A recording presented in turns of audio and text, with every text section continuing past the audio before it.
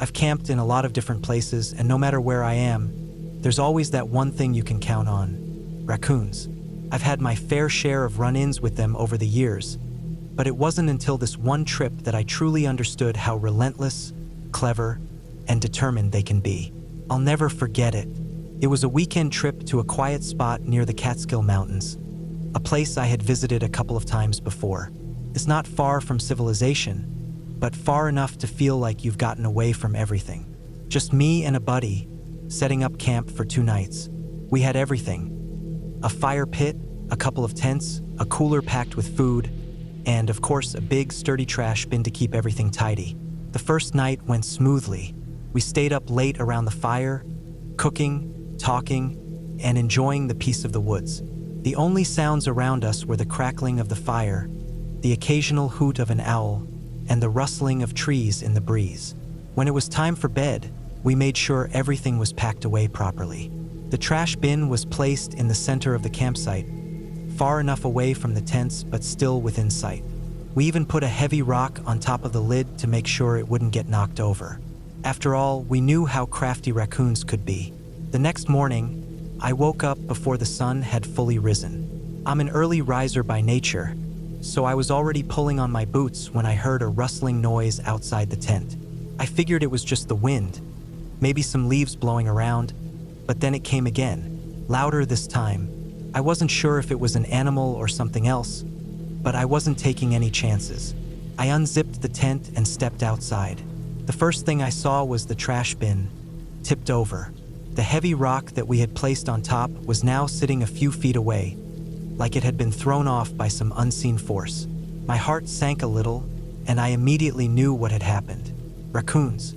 I walked over to the bin, cursing under my breath. Trash was scattered all over the ground, bags torn open, food wrappers strewn across the dirt. It was a mess. As I crouched down to start picking things up, I couldn't help but feel a little frustrated. I mean, we had taken all the precautions, right? The rock, the bin positioned far enough from our tents. It should have been enough to keep them out. But then I noticed something that made the pit in my stomach deepen. The bin hadn't just been knocked over by accident. No, something had clearly been digging at it. The ground on one side of the bin was disturbed, the dirt loose and shifted. The more I looked, the more I realized the raccoons hadn't simply knocked it over from the top. They had dug underneath it. My mind raced, trying to piece together what had happened. These weren't just animals rooting through our stuff. No, these raccoons were smart. They had figured out how to get the bin to tip over by digging at the base of it. They weren't just scavengers. They were planners, methodical little thieves. I shuddered at the thought, wondering how many times they had done this before. I stood up, brushing my hands on my pants, trying to calm myself down. I had to get things under control. We weren't about to let these creatures ruin our trip. I grabbed the bin and tried to set it back upright, but as I lifted it, I noticed something else. The weight of the bin had changed. It wasn't as heavy as it should have been. Something was off. I looked down again, and that's when I saw it. There, at the bottom of the bin, were a few small pieces of food, partially eaten, but more disturbing than that, there were what looked like claw marks. No doubt about it. The raccoons had been in there, digging around, eating whatever they could, and even ripping through the bags. I stood there for a moment, taking it all in. I should have known better. The whole thing was a mess, a disaster waiting to happen. I could have sworn I'd secured everything properly, but I'd underestimated how resourceful these little fuckers could be. I'd seen raccoons before, heck, I even thought they were kind of funny, like little burglars sneaking around the night. But now I was starting to think they might be a little too clever for their own good. I went back to the tent, grabbed my flashlight, and shone it around the area. I needed to make sure nothing else was missing, and I didn't want to leave anything else out that could tempt them. I started picking up trash, shoving it back into the bag, trying not to think about the amount of damage these animals had caused. They'd gotten into everything: our snacks, some of the leftover food from dinner, even the paper towels we had used to clean up earlier. Everything was a mess, but something was gnawing at me. I kept going back to that one thought. They had dug under the bin. How in the world had they known to do that? How did they figure out that if they just dug enough, they could tip the whole thing over? The more I thought about it, the more I felt uneasy. It wasn't just the mess they made. It was the feeling that they had been watching us. They knew what we were doing, where we were going, and when we were distracted. They were paying attention. These raccoons weren't just random scavengers looking for food. They were organized. I decided to try and fix the situation. I made sure to dig around the base of the bin to fill in the disturbed dirt, hoping it would make it harder for them to dig under it again. I lifted the bin and moved it a few feet farther from the fire pit, making sure it was in a more secure spot. I also found a couple of big rocks nearby and placed them on top of the bin, just in case. I wasn't about to let them pull this stunt again. It wasn't until later that night that I realized just how much those damn raccoons had gotten into our heads. We were sitting by the fire, trying to unwind and put the whole incident behind us, but there was a tension in the air. We couldn't help but keep looking over at the bin, half expecting to see those glowing eyes in the darkness again. We didn't go to sleep until late, and even then, I kept waking up every few hours, straining to listen for any sounds of rustling. It was as if those raccoons were still out there, silently waiting for us to let our guard down again. At one point, I heard something scratching against the outside of the tent. My heart pounded in my chest, and I reached for the flashlight, but the sound stopped as soon as I moved. I couldn't shake the feeling that they were out there, watching. The next morning, when we woke up, the bin was still upright, but the ground around it was disturbed again. This time, there was no trash.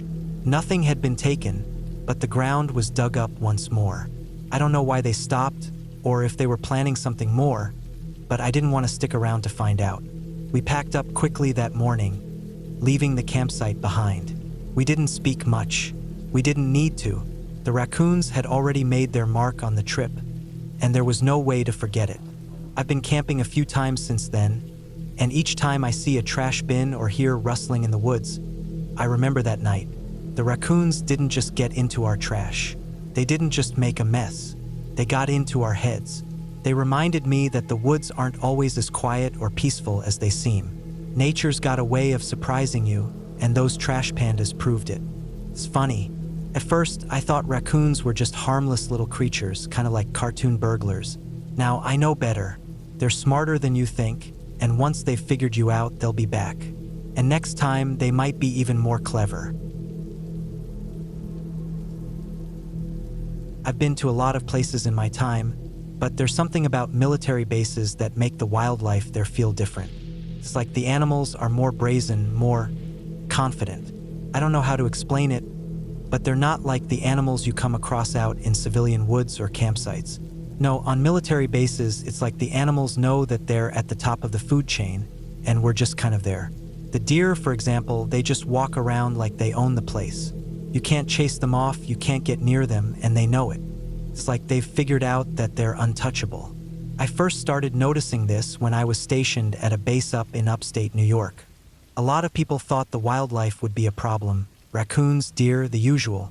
But it wasn't until we started dealing with them that I realized there was something different about these animals. One day, I was part of a team doing a long-range recon mission. We were out in the woods, about 15 miles from the main base, when we spotted a group of deer. Most of the time, deer would see us and bolt, but not these guys. They just stood there watching us as we passed by. The weird thing was, none of us were armed in the way we normally would be on a mission. We didn't need to be. This wasn't an active combat zone. But these deer didn't care. They weren't scared of us.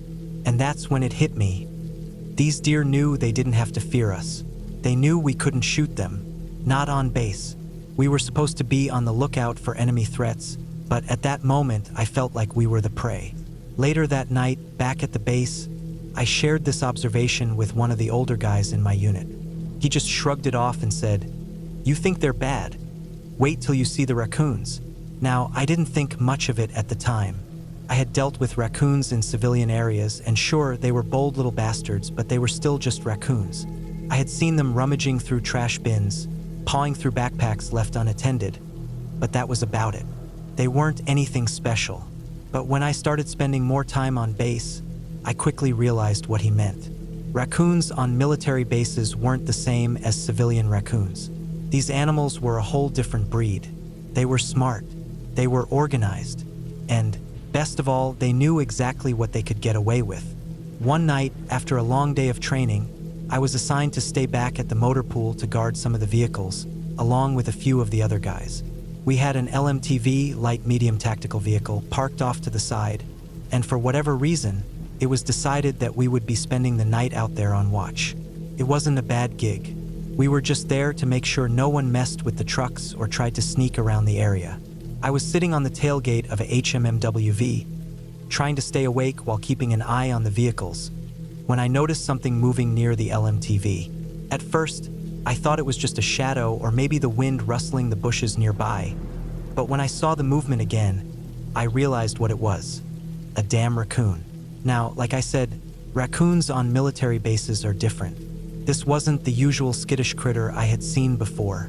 No, this thing was on a mission. It wasn't just sniffing around the trash like usual.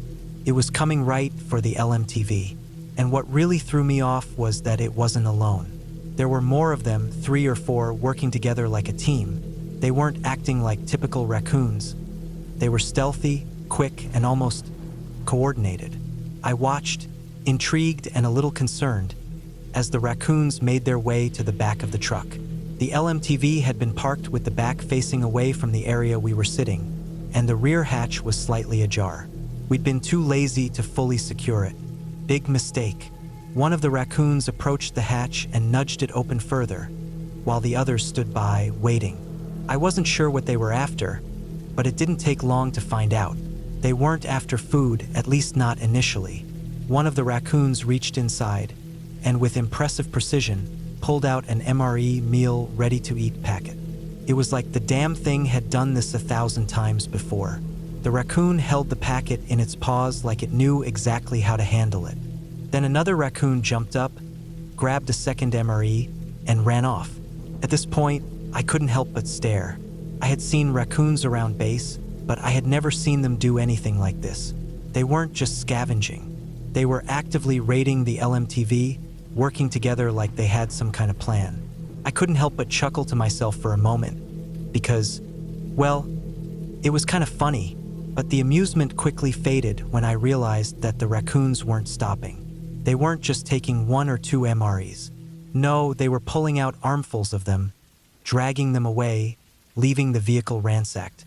I was about to get up and go over to the truck when suddenly I heard yelling. It was coming from one of the drill sergeants, who had been doing some nighttime training exercises nearby. From what I could gather, he had come over to check on the vehicles. The moment he saw what was happening, he lost his cool. I can't even describe it properly. He started screaming like a little bitch, firing off blanks from his sidearm in the air, trying to scare off the raccoons. That's when everything went crazy. The noise from the blanks startled the raccoons, but instead of running off, they just scurried away with their spoils, still clutching the MREs. It was like they knew the drill sergeant couldn't do a damn thing about it. They had no fear. The raccoons had made off with more than enough food to last them a while. And the drill sergeant? He stood there, still holding his weapon, panting like a madman, and watched as the last of the raccoons disappeared into the darkness with their bounty. I don't think I'll ever forget the look on his face. His anger and disbelief that he had just been bested by a bunch of trash pandas. I wanted to laugh so hard, but I held it in. After the raccoons had cleared out, we all went over to the truck to survey the damage. The back hatch was completely torn open, MRE packets scattered everywhere.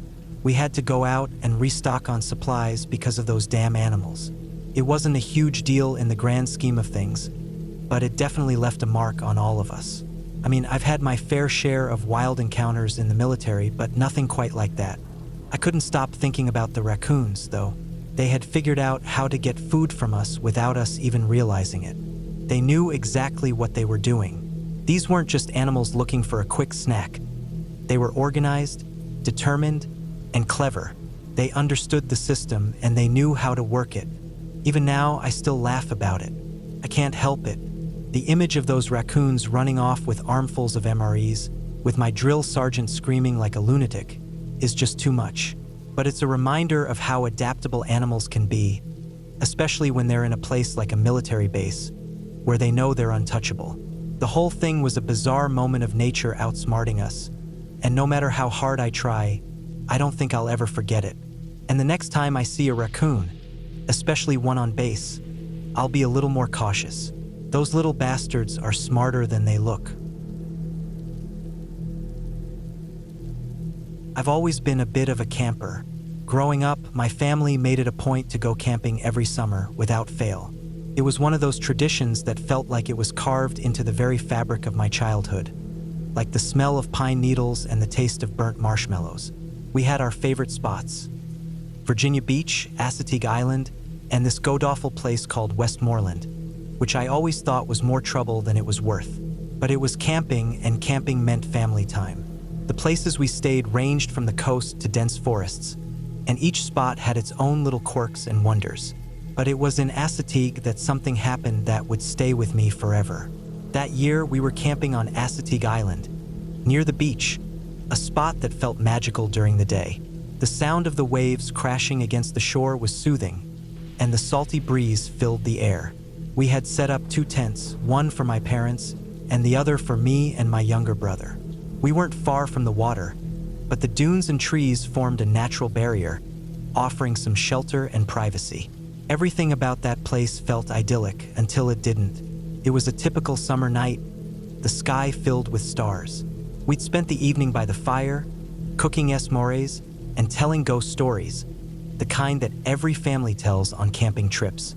The warm glow of the fire had faded, and the evening chill began to creep in. Eventually, we all retreated to our respective tents to sleep. My parents' tent was set up a little farther down the site, while mine was nestled near the edge of a small trail that wound its way through the trees and dunes. That's where things took a turn. I don't know how long I had been asleep when I woke up, but I knew it was the middle of the night. I was startled awake by a strange sound, quiet at first, like a faint rustling. I rubbed my eyes, trying to make sense of it. The air in the tent was cool, the kind of cool that makes the hair on the back of your neck stand up when you're surrounded by darkness. My first thought was that it was probably just the wind, but then I heard a movement again, and it was much closer this time. It wasn't the wind, it was something else. I shifted in my sleeping bag, turning slightly to face the outside of the tent. My eyes adjusted to the dim light filtering in through the fabric. The moon was high in the sky, casting a silvery glow over the site. That's when I saw her. At first, I thought I was dreaming. My mind couldn't process what I was seeing, but it was clear enough. There, standing just outside the tent, was the silhouette of what looked like an old woman. Her hair was long, wiry, and unkempt, trailing down her back like some kind of tangled mass. She stood perfectly still, staring at our tent. Her presence was overwhelming, like the air around me had thickened. I couldn't make out her face, but her figure, her hunched back, and the unnatural stillness of her posture sent a chill straight through me. My heart pounded in my chest. I froze, unsure of what to do. The only sound I could hear was the rhythmic beating of my own heart, louder in my ears than the waves crashing in the distance. I wanted to scream, but no sound came. My mouth was dry, my throat constricted. I turned my head slightly to see if my brother was awake, but he was still sound asleep beside me, completely oblivious. I tried to control my breathing, to keep calm, but my mind was racing. Was this some kind of prank? Had someone come into the campsite in the middle of the night? But no, this didn't feel like a prank. It felt wrong, like something wasn't quite right. The figure outside remained motionless, almost as if it was waiting for something. I then heard a sound from the other tent, my mother's voice. She had woken up. I couldn't make out what she was saying, but I heard a faint rustle and then a soft gasp. I turned toward her tent, my pulse quickening. The figure hadn't moved. My mother's voice became louder, as she must have seen the same thing I did. I heard her call my dad's name in a hushed, urgent tone, but before I could react, I noticed the figure outside our tent stir. Without thinking, I reached over to my mom's side of the tent, desperate to wake her up. I shook her arm lightly, whispering her name, but she was already sitting up, wide-eyed, staring at the same thing I was. Her face was pale in the moonlight, and she looked terrified. She looked at me with wide, frightened eyes, and in that moment, I knew she had seen what I had seen. We were both still, watching this strange silhouette outside. But then something happened. A small noise, a rustling sound, faint but distinct, came from the direction of the figure, and in a split second, it vanished. The moment she heard that sound, my mom gasped. She was about to say something, but I was already moving.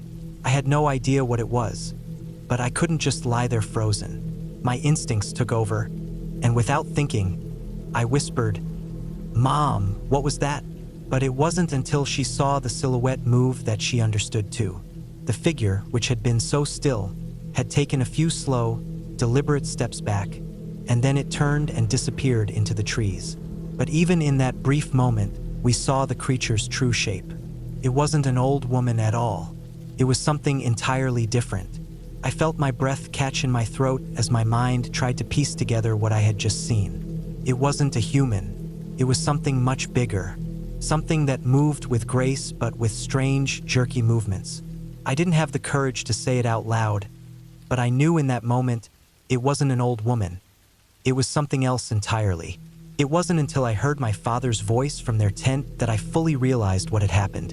"What's going on?" he asked, his tone groggy. My mom said nothing at first, just staring into the darkness where the figure had been. But when my dad came over, his eyes scanned the site, looking for any signs of danger. We decided to check around the campsite, but there were no signs of a person. No footprints, no disturbance. Everything looked exactly the same as before, except for the eerie feeling still hanging in the air. We didn't sleep much after that. My mom, my dad, and I stayed up for the rest of the night, watching the shadows, listening for any other sounds. The only movement we saw were the occasional shadows of raccoons and the subtle sway of the trees in the wind. The next morning, we talked about what had happened, but even now, I can't fully explain what I saw that night. What I thought was an old woman. She wasn't human at all. When we went to check out the trail near our tents, we discovered it was one of the many wild pony trails that wound through the island. These feral ponies were known to roam freely, but I never thought they'd come that close to our campsite. The shape I had seen, I realized, was likely one of those ponies, maybe standing on two legs to peer into the tent, or maybe it was just the way the moonlight had played tricks on my mind. Still, even after all these years, I can't shake the image of that figure. The way it stood there, watching us, the way the light hit it just right to make it seem like an old woman, the way it vanished so quickly into the trees. Maybe it was just a pony. Maybe it was my imagination running wild. But that night, under the moonlight, it felt real. And it's a feeling I'll never forget. From that point on, camping at Assateague had a different feel. I couldn't shake the memory of that silhouette, and I couldn't stop wondering if the ponies were as innocent as they seemed. Maybe they had been watching us all along. And maybe, just maybe, there's something more to this island than just sand and sea. Something that stays with you long after you leave.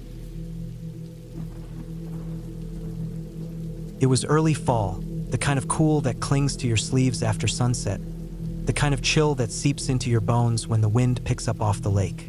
We'd gone camping near the edge of a dense forest a few hours outside the city. Not an official campground with paved lots or bathroom stalls, just a rough clearing a friend of mine had been to a few times. It had enough space to pitch a few tents, make a fire ring out of stones, and set up some logs to sit on. You could hear the wind in the trees at night, and sometimes, if you were quiet, the distant splash of fish jumping in the shallows. The group of us was about 6 in total. We'd arrived in the early afternoon and spent the day collecting firewood, setting up the tents, and walking around the lake that wasn't more than a few minutes away. Dinner was just hot dogs and foil-packed potatoes cooked in the coals. The food tasted better than it had any right to. I guess being hungry in the woods makes anything feel gourmet. By the time it got dark, we were all a little tired but not ready to sleep. We stayed around the fire, drinking, listening to the quietness of the woods, joking in low voices. There's a specific silence you only get out there. No car sounds, no buzzing streetlights, just fire crackling, insects humming in the brush, and the occasional thump of wood as someone stokes the flames. It was well past midnight when the fire burned low. No one really wanted to go to bed, but there wasn't much to say anymore. We weren't talking much at all by then, just staring into the embers. The sky was heavy with stars, the kind you forget are even up there when you live in the city. The darkness around us felt deep. There weren't even any moon shadows that night, just black beyond the glow of the fire. Around 2 a.m., I remember looking at my watch. The fire had shrunk to glowing wood and a few flickers here and there, just enough to light our boots and the dirt immediately around the circle. Everyone had gone quiet again. No music, no phones. The only sound was the fire popping and the distant rustling of leaves high up in the trees. Then we started hearing something else. It was subtle at first, and I thought maybe I imagined it, just a dry leaf shifting or maybe a branch settling under its own weight. But it kept going. Rustling, small at first, then a bit louder. Coming from the woods directly behind our tents. There were no lights pointed that way. It was just black back there. I squinted, trying to adjust my eyes. Someone instinctively grabbed a flashlight and clicked it on, panning slowly toward the trees. The beam cut across trunks and underbrush, the bright circle moving slowly, catching spider eyes and leaves. We all froze. The sound of the rustling got louder, and now it was clear. Something was moving through the undergrowth. Not heavy enough to be a person, not crashing around like a deer, but definitely something moving fast. More flashlights clicked on. Everyone was scanning the woods now, crisscrossing beams of light, trying to see what was coming. It was getting closer. I felt my throat tighten up, my palms get clammy. It's a terrible feeling, not knowing what's coming but knowing it's coming fast. Then it happened. A small, squat shape burst out of the dark like a bullet, ran straight through the ring of light, right into the fire. None of us moved. It was like everything froze for half a second. There was a sizzling, popping sound, wet and loud and wrong. A smell hit the air, thick and sharp. That was when we started yelling. I don't know who screamed first. Maybe we all did at once. The thing was a mole. Couldn't have weighed more than a few ounces. Black fur, tiny limbs. It ran full speed, straight into the glowing center of the fire pit and didn't stop. It didn't jump or dodge. It didn't squeal or make a noise. It just went headfirst into the coals and collapsed. We backed away from the fire. Some people stumbled over the logs we'd been sitting on. One guy tripped and nearly fell backwards into the dirt. The fire flared slightly as the body settled in, and the smell got worse. Burnt hair and cooked meat and something else underneath it like rot. Nobody wanted to look at it, but none of us could look away. It wasn't moving anymore. It hadn't twitched. The fire had already blackened most of its body. The shape was still recognizable, but just barely. It had hit the hottest part of the coals. All of us just stood there in stunned silence, the air thick with smoke and disbelief. There was no explanation that made sense. Why would a mole do that? They don't run toward fire. They live underground. They avoid light and noise. But this one had run straight through camp and into an open flame. Eventually, someone grabbed a stick and tried to move the body to the side of the fire so we could smother the flames without disturbing it too much. We didn't speak while we did it. The fire was put out using dirt and what little water we had left. It hissed and steamed, and the smoke turned gray and thick. The mole was curled up in a black, half-melted shape in the middle of the cooled ashes. Nobody wanted to stay awake anymore. The mood was ruined. People crawled into their tents. I sat for a while by what was left of the fire, staring at the mound where the mole lay. I could still see the last bits of its shape, its tiny legs, one eye half melted into the skull. I eventually zipped myself into my sleeping bag, but I didn't sleep well. I kept waking up, listening, waiting for something else to come crashing out of the woods. In the morning, the mood was still heavy. It wasn't just the smell that still hung in the air, though that was bad enough. It was the feeling of what had happened.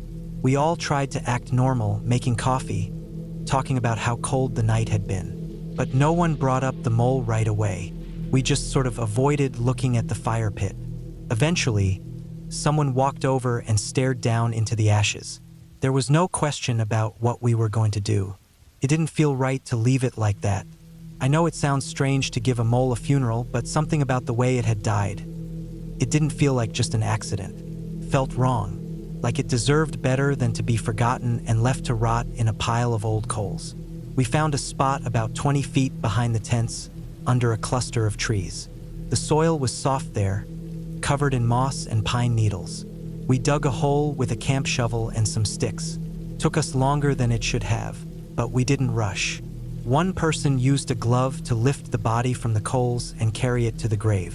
It was stiff by then, charred black all over, but still clearly shaped like a mole. We wrapped it in a bandana someone had in their bag and placed it gently into the hole. No one said any words. We just stood there for a while. I think we all expected someone to say something, but nothing came. We covered it back up with dirt, pressed it down, and stacked a few stones on top. Not a marker or anything fancy, just a few rocks to show where it lay. After that, people started packing up. We hadn't planned to leave that early, but no one wanted to stay another night. The air felt off, like the forest was holding its breath. Driving back to the city, we didn't talk about it much. But over the next few weeks, it came up in conversations again and again. The same questions came up every time. Why did it do that? Was it sick? Blinded by something? Could it have been poisoned or had brain damage? We looked things up. Apparently, some animals with neurological damage or certain infections can act erratically. Rabies came up, of course, but rabies doesn't usually cause animals to run into fire. One guy mentioned toxoplasmosis, but again, it didn't explain that kind of behavior. Someone else brought up the idea of brain parasites, but it all felt like guesswork.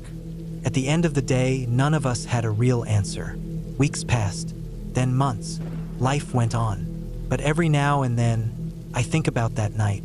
The black forest, the rustling, the way that Mole ran like it was being chased by something we couldn't see. Or maybe it was running towards something it couldn't avoid. I don't camp in that kind of place anymore. I stick to public campgrounds now, places with lights and signs and people nearby. I never said it out loud, but I think it changed something in all of us. Just a mole, just a fire. But it reminded us in the clearest, most jarring way possible nature doesn't owe us explanations. And sometimes, even the smallest, strangest things can stay with you for years. Every time I pack for a trip now, I think about bringing a small metal marker. Something simple. Something that could be left behind, buried in a place no one goes. Just in case. Just so something small can be remembered. Because there's something deeply unsettling about watching a living thing charge into its own death with no reason and no hesitation. And there's something even more unsettling about never understanding why. I didn't know what I was really looking for when I packed my truck and left town that Friday morning. Maybe peace, maybe just distance. Work had been suffocating, and life at home hadn't felt much different. The walls felt too close. I needed open sky, tall trees, quiet. I figured a weekend alone in the woods might help me reset. I didn't tell many people where I was going. Just said I was going camping. Left it at that. Drove north, no particular spot in mind, until I saw a sign for a state forest I hadn't visited before. Felt right. The place was mostly empty. A few trailheads with parking lots, some old fire roads. Nothing fancy. I found a place to pull off. A clearing tucked into a bend of a narrow dirt road. It wasn't an official campsite, but there were signs others had used it before. Ash from old fires, footprints, even a couple rusted tent stakes in the dirt. It was good enough. Quiet, out of the way. I set up my tent, got a fire going, and sat back in one of those fold-out chairs that never feel right but work well enough. The first night passed quietly. I heard the usual things. Wind in the trees, the occasional bird, branches dropping in the dark, but nothing alarming. I sat up late watching the flames eat through the logs I'd hauled in from a downed tree nearby. Felt good, like I'd made the right call coming out there. I let the fire die slow, crawled into my sleeping bag, and drifted off. The second day was clear and cold. I walked a few miles of trail, cooked a lazy breakfast around noon, and spent the afternoon chopping more wood. Around sunset, I got the fire going again, bigger this time. I sat close with a cup of something warm, just watching it. It was later that night, maybe close to midnight, when things started to feel wrong. Not loud or sudden, just an odd shift in the air, like the quiet had changed somehow. The wind had dropped, but the woods still felt like they were breathing. I tried to ignore it at first, focused on the flames. On the heat against my face. Somewhere deep in the trees, something cracked. A branch, maybe. It didn't sound like an animal. Too clean, too sharp, but it wasn't close. Just enough to keep me alert. I panned my flashlight across the dark woods behind the fire, slow and steady. Nothing but trunks and shadows. No eye shine, no movement. Still, the back of my neck stayed tight, like I was being watched. I tried to shrug it off. Told myself I was just spooking myself. Maybe I hadn't been out alone in the woods in a while. Maybe I was reading too much into nothing. I got up to add more wood to the fire, just to feel like I was doing something. That's when I noticed something strange in the distance. It wasn't a sound, not movement either, just something, a feeling more than anything, like there was someone nearby, behind the trees, standing still, watching. I swept my light again. Nothing. Still, I stayed close to the fire, heart beating faster than it should have. Then I saw the light, just for a second, a tiny flicker, far off through the trees, like a match being struck. Gone as soon as I noticed it. My first thought was that someone else was camping nearby, but I hadn't seen anyone all day. No cars, no hikers, nothing. I hadn't passed a single soul since I left the main road. I stared into the woods, trying to catch it again. Nothing. Maybe I imagined it. I sat back down and poked at the fire with a stick, trying to focus on something else. Then the smell hit me. Not strong, faint, but wrong. Something like burning hair. I leaned forward, trying to tell if it was just the wood or something else. The fire popped and cracked like normal, but the smell kept coming. Sharp, sour, like flesh. That's when I heard it. Footsteps. Not running, not sneaking, just walking. Slow, steady, coming from the trees across from me. I stood up fast, my flashlight already in hand. I aimed it straight where I thought the sound came from. Again, nothing, just trees and brush. But I knew what I heard. Those weren't animal steps. They were human, weight and rhythm. My breathing was tight. I called out even though I knew no one would answer. No response. I backed up toward my truck, never taking the light off the woods. I kept the fire between me and whatever or whoever was out there. I climbed in, locked the doors, and sat in the cab for almost an hour. My flashlight beam stayed trained on the trees the whole time. Eventually, the sounds stopped. The woods fell still again. The fire had burned down low, but still enough to throw out light. Nothing moved. I kept watching until the tight feeling in my chest eased up. I didn't sleep. I just sat in the driver's seat, stiff and tired, waiting for daylight. When morning came, I got out and circled the site. Nothing was disturbed. No footprints. No sign anyone had been there but me. I told myself I was being paranoid. Maybe I was, but I didn't feel right. Not yet. Still, I stayed. I figured if I left then, I'd be running from something I couldn't explain. I didn't want to carry that back home with me, so I tried to reset the day. Collected more wood, made coffee, took another long walk. By the time the sun was dropping again, I was starting to feel a little more grounded. Maybe it was just the isolation messing with my head. Noises in the woods, an overactive mind. I made the fire big that night, stacked high. I wanted light. I wanted heat. The clearing glowed orange and red. Felt safer, but something still sat in my stomach like a stone. A heaviness I couldn't shake. It was about 2 a.m. when it happened. I was sitting close to the fire, poking at the coals, trying to stretch out the last logs. Everything was quiet. The fire was hot. My legs were stiff. Then I smelled it again. That same smell from the night before, stronger this time. Burning hair, burning skin.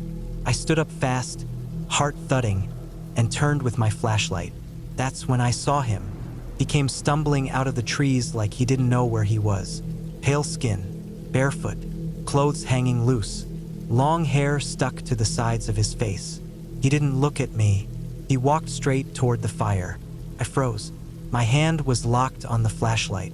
I wanted to yell, to move, to do something, but I just stood there, breath caught in my throat. He didn't stop. He walked straight into the fire. His feet hit the outer edge of the coals and kept going. He stepped right into the flames and fell forward like he was diving into a pool. The fire exploded around him, hissing and cracking louder than I'd ever heard. His body twisted as it hit, arms and legs flailing, but not from pain. More like he was trying to sink deeper. The smell hit me like a wall, sick and oily.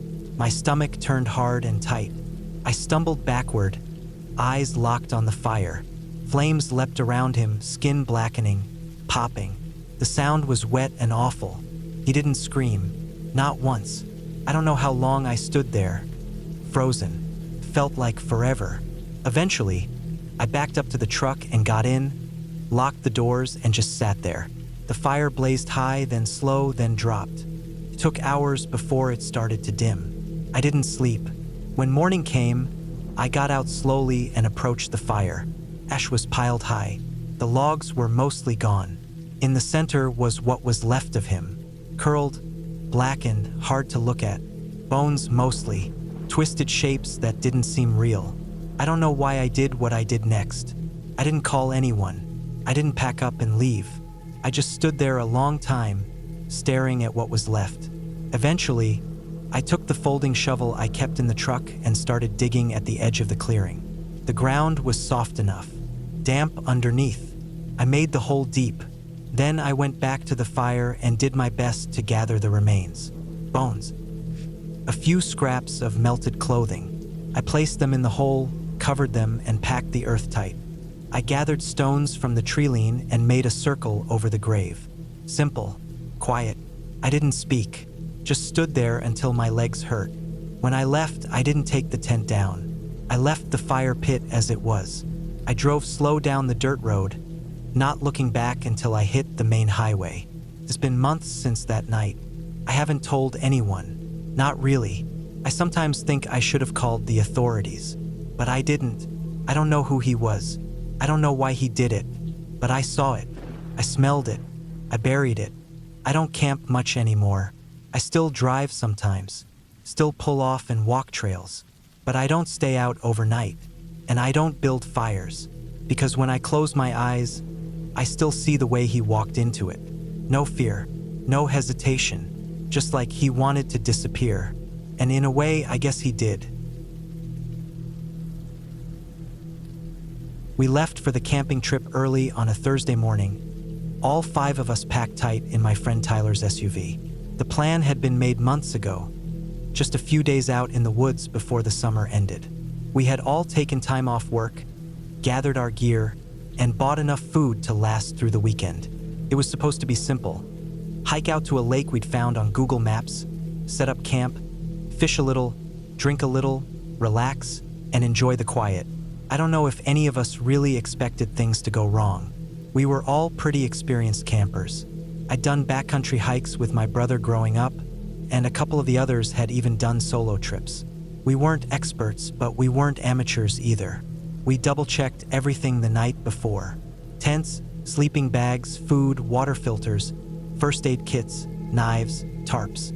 We even brought 2 bear canisters and bear spray, just to be safe. The drive out took about 3.5 hours. Most of it was on paved roads, but the last stretch was a rough Forest Service road that shook us around enough to make us sore by the time we got out. We parked the SUV in a gravel pull-off near the edge of the trailhead and locked it up tight. We took a few pictures before heading out, smiling, joking, backpacks loaded. The hike in was about 6 miles. It wasn't particularly tough, but it was long enough to wear us out a bit. The trail wasn't used much, which was what we wanted. That meant peace, isolation, no other people. It was the kind of trail where the trees pressed in close and the forest felt heavy, the light thin and filtered. We moved at a steady pace, sweating more than we expected, the weight of our packs making our shoulders burn after the first hour. We stopped a couple of times to rest, drink water, eat granola bars. Eventually, we made it to the lake. It was beautiful, exactly what we'd hoped for. No cabins, no signs of people, just a still, quiet body of water surrounded by trees and rocky hills. The shoreline was uneven and jagged in places, but we found a wide, flat spot that looked perfect for camp.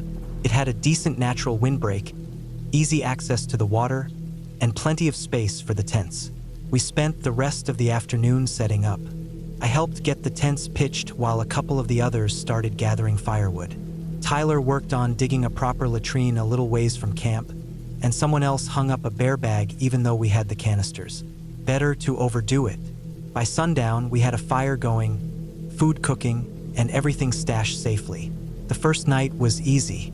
We stayed up late talking, drinking cheap whiskey, roasting marshmallows. It got colder than we expected once the sun went down, but the fire kept us warm enough. The stars were unbelievable. So many of them, clear and bright, no light pollution. It was quiet too, the kind of quiet that feels like a wall, like the world has paused around you. I remember lying in my tent that night, listening to the wind through the trees and the occasional crack of branches in the distance. It didn't bother me. That's just how the woods are. The next morning, we all woke up a little sore but in good spirits. We made breakfast on the portable stove, eggs and coffee, and spent the day fishing and exploring the area around the lake. There were game trails leading off in a few directions, and we followed a couple of them just to see where they went. We even found a small stream feeding into the lake from the northeast. Everything seemed perfect. No one else in sight. It was like we had the whole forest to ourselves. That night, things started to feel off. It wasn't anything huge, just little things. The woods got quieter than the night before. The air felt different too, heavier. It was subtle, but I noticed it while we were sitting around the fire. Even the fire itself didn't seem to crackle as loud as the night before. It was like the sound got swallowed up. Every now and then, someone would turn their heads suddenly, like they heard something. I did it too. A rustle, a shift, something just out of range. But whenever we paused and listened, there was nothing. When we finally turned in, I had trouble sleeping. I kept hearing what sounded like movement outside the tent. Not constant, but enough to keep me on edge. A slow crack of a branch, the crunch of dried leaves. I told myself it was probably deer or a raccoon. That's all it had to be. In the morning, when we stepped out of our tents, I noticed that something had messed with our firewood pile. It wasn't scattered or anything, but some of the pieces were clearly moved. At first I thought maybe it had just shifted when we dropped some on it the night before, but the ground around it had fresh marks. I called the others over. They looked at it too. No one really said anything, but I could tell they were thinking the same thing I was. We looked around, checked the food storage, the tents, the surrounding area. Nothing else was touched. No trash, no prints, no damage. So we let it go. We had breakfast, made more coffee, tried to enjoy the morning. But the mood had shifted. I could feel it. The lightness was gone. Everyone was a little more quiet, a little more tense. No one said it out loud, but I think we all started to realize just how far from anything we really were. That third night was the worst. We had gone to bed around midnight. It had been a quiet evening. No more drinks, just food and a small fire. No one was in the mood to stay up late. I woke up around 3 a.m. to a sound that didn't belong. It wasn't an animal. It was deliberate. It was movement, slow, calculated. Someone or something was walking near the tents. I froze, holding my breath. I could hear footsteps. Not heavy, but not light either. Steady. Soft crunches in the pine needles. Pause. Another step. Then another. It circled the tents once. Then again. I was lying on my side, staring at the tent wall, and I saw the shadow of legs move past, inches away. I didn't move. I didn't make a sound. I just waited. It went on for what felt like forever. Then it stopped. I didn't hear it leave. Just silence. Eventually, I must have fallen asleep again, because when I opened my eyes, it was morning and light was filtering through the tent fabric.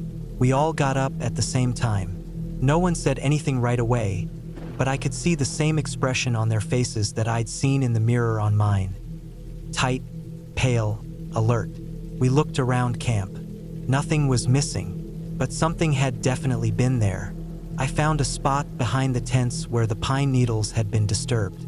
Tyler found a half-smoked cigarette, but on the ground a few feet away. None of us smoked. We talked then, brief, low voices. Someone had been near our camp, watching us. We all agreed. It wasn't an animal. It wasn't imagination.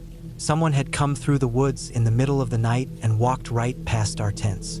We packed up in silence. No one wanted to stay another night. It was still early, but we broke down everything and got it back into our packs. We didn't even eat breakfast, just got moving. The hike out was fast, too fast. We didn't stop to rest, didn't stop to drink water, just kept pushing. Every sound in the trees made us flinch. We moved like a group being hunted. None of us said it, but we all kept glancing behind us as we walked. At one point, I turned and saw a shape far off the trail. Just a flash, human height. Still, I didn't tell the others. I didn't want to scare them. When we finally reached the SUV, I almost dropped my pack from exhaustion.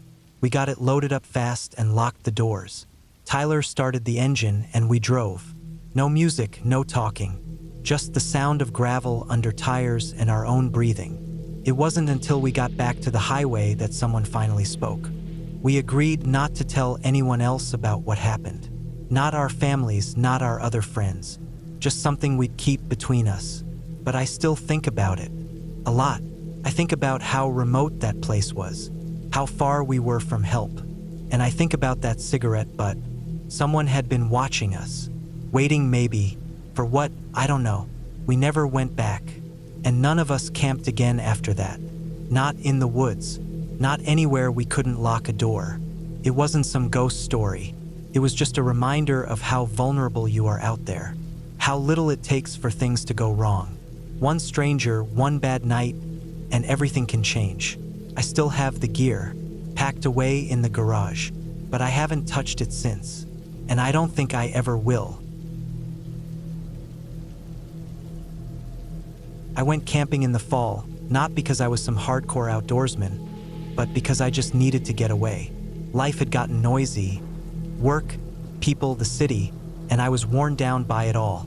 I thought getting out into the forest, far away from roads and cell towers, would give me the quiet I was craving. I didn't want to stay at a public campground with trailers parked next to each other and kids running around. I wanted to disappear into real wilderness. I did some research online, found a few forums, read some trip reports, and settled on a remote lake up in the mountains of northern Idaho. No cell service, no trail signs, just a rough Forest Service road, a few game trails, and solitude. That's what I was after. I packed everything into my truck: tent, sleeping bag, bear spray, basic food, a water filter, GPS, topo map, compass, boots, extra layers, headlamp, batteries, first aid kit, and my camp stove. I checked everything twice. I had camped before, not a ton, but enough to know what I was doing. I figured 3 nights would be enough. Hike in Friday morning, camp through the weekend, head out Monday. That was the plan. I parked at the trailhead early on Friday. It was nothing more than a widening in the dirt road with room for a few vehicles. Mine was the only one there. A small wooden sign pointed up an overgrown path. I strapped on my pack and started hiking. The trail wasn't well maintained, but it was still there if you looked hard enough. It wound through pines and spruce, over dry stream beds, through golden meadows, and eventually up a long slope with loose rock. The air was crisp, and the wind picked up as I climbed higher. A few hours in, I reached the lake. It was tucked in a basin, ringed by cliffs on the far side, with a narrow beach of coarse sand and gravel around the rest. The trees thinned out near the water, and I found a flat spot a little ways back from shore to pitch my tent. It was perfect, quiet, no one around, just the lake, the trees, and the sky. I spent the first day setting up camp, filtering water, gathering firewood, and exploring the area. I saw deer tracks near the edge of the lake, and once I even saw a moose far off near the tree line, half hidden in the shadows. The sun dipped behind the ridge in the late afternoon, and the temperature dropped fast. I got a fire going and sat there for a long time, warming my hands, eating freeze-dried chili out of a pouch, and listening to the breeze push through the branches overhead. That night, I crawled into my tent and fell asleep almost instantly. The first night was uneventful. I woke up early, a little stiff from the cold, but otherwise fine. I made coffee, ate oatmeal, and sat by the lake watching the fog burn off the water. It was everything I had hoped for, peaceful, still. the kind of quiet that hums in your ears. Around mid-morning, I hiked up the ridge on the north side of the lake. It was steep and covered in deadfall, but I made it up after about an hour of climbing. From the top, I could see for miles, pines stretching out in every direction, the lake below me like a mirror. It was beautiful. I stayed up there for a while, taking photos and soaking in the view, then headed back down before the light changed too much. That evening, as I was finishing dinner, I noticed something strange. Near the edge of the lake, about 100 feet from my tent, I saw what looked like a boot print. It wasn't mine. I checked the tread. Mine had a broken zigzag pattern. This one had straight lines and tight cross-hatching. I bent down and looked closer. It was fresh, maybe an hour or two old at most. The soil there was soft, damp from lake spray. Whoever left it had come close, but not too close. No other prints around, just the one. I stood there for a while, trying to convince myself it didn't mean anything. Maybe someone else had hiked in. Maybe they'd come by the lake, seen the tent, and turned around. Still, I hadn't seen or heard anyone. No other vehicles at the trailhead. No voices. No gear. Just that one boot print. That night, I didn't sleep as well. I kept hearing things, twigs snapping, wind gusts, maybe animals. At one point, I thought I heard footsteps, slow and heavy, just outside my tent. I lay still, my hand on the bear spray, waiting, but the sound never came closer. I finally drifted off sometime after midnight, fitfully. The next morning, I found another print, this time closer. It was at the edge of the trees, maybe 30 feet from my tent, in a patch of flattened grass and pine needles. Again, not mine. I walked a slow circle around my campsite, looking for other signs. That's when I noticed something else. A small pile of stones near my fire ring. 5 rocks stacked neatly. I hadn't done that. I never do that. I wouldn't have even thought of it. It felt deliberate. I tried to shake it off. I told myself it could have been there before and I just hadn't noticed. Maybe an old cairn, maybe a kid on a day hike who'd wandered up here. I wanted to believe that. I really did. But the gut feeling I had was different. It wasn't just unease. It was that specific kind of discomfort that comes when something feels wrong and you know you can't explain it. That afternoon, I hiked back up the ridge, this time without stopping at the top. I scanned the forest on every side, watching for movement, listening for any sound that didn't belong. Nothing. No birds, no insects. Just wind and the crunch of my boots on dry pine needles. I stayed up there for less than 20 minutes before heading down. I kept checking behind me on the way back. I couldn't shake the feeling I was being followed. Back at camp, I packed up most of my gear and kept it inside my tent, ready to grab if I needed to leave in a hurry. I didn't eat dinner. I didn't build a fire. I just sat quietly near the tent as the sky dimmed. Every few minutes, I stood up and did a slow circle, shining my flashlight into the trees. I never saw anything, but that didn't make me feel better. At some point, I must have dozed off sitting upright. I woke up when I heard something snap, loud and close, maybe 20 feet from me. I froze. The air was still. My breath caught in my throat. I turned on my light and swept the beam across the trees, slowly, one side to the other. Then I saw it. A man, standing at the edge of the woods, just past the tree line. He didn't move. He didn't say anything. He just stood there, arms at his sides, facing me. I couldn't see his face clearly, just the outline. Broad shoulders, jacket, hood, or hat pulled low. My beam caught the glint of something metallic at his waist. Maybe a belt buckle, maybe a tool, I couldn't tell. We stayed like that for what felt like forever, just staring. Then, without a sound, he stepped backward into the trees and vanished. I didn't sleep after that. I sat in my tent with my light on, holding the bear spray in one hand and a small hatchet in the other. Every sound outside made my heart jump. I was trapped. It was pitch black. I couldn't risk running through the woods at night, but I also couldn't stay another minute longer than I had to. As soon as the sky lightened, I was up. I threw everything into my pack, half-zipped, not even checking what I was missing. I just wanted out. I kept the bear spray clipped to my shoulder strap and the hatchet in my hand the whole hike back. Halfway down the trail, I found another footprint, clear in the mud, still not mine. I didn't stop to look closer. I just walked faster. When I reached my truck, there were scratches on the driver's side window. 3 of them, shallow but deliberate, like someone had dragged something sharp across the glass. I checked the door handles. Nothing broken, nothing missing, but they'd been there. They'd followed me all the way down. I got in, locked the doors, and drove until I hit pavement. I didn't stop until I was at a gas station 3 towns away. In the daylight, it all felt distant and strange, like something I'd imagined, but I hadn't imagined it. I knew what I saw. I knew what I felt.